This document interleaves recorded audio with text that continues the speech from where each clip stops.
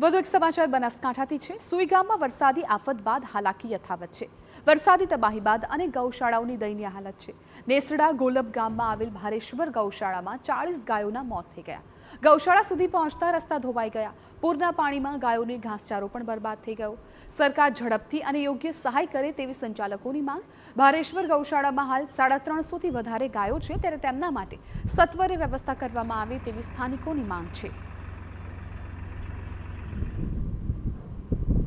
लगभग 4 થી 5 ફૂટ પાણી અહીંથી ચાલ્યું એટલે જે પુરાણ થયેલું હતું એ પણ ધોવાઈ ગયું।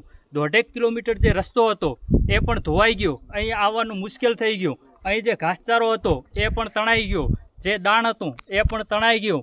એટલે વિકટ પરિસ્થિતિ નિર્માણ થઈ અને 40થી વધારે ગાયોના મૃત્યુ થયા। અત્યારે લગભગ 350થી વધારે ગાયો અને નંદી અહીં છે અને યુવાનો અત્યારે પણ આવી વિકટ પરિસ્થિતિમાં પણ આવે છે।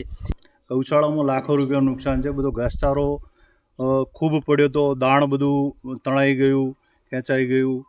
ખૂબ જ અંદર જવાની કોઈ પરિસ્થિતિ નથી। રસ્તા બનાવ્યા હતા અમે, એ બધા તૂટી ગયા। આ પૂર જેવી આફત આવી જેના કારણે ઘાસચારો બધો નષ્ટ થયો, રસ્તા પણ નષ્ટ થઈ ગયા।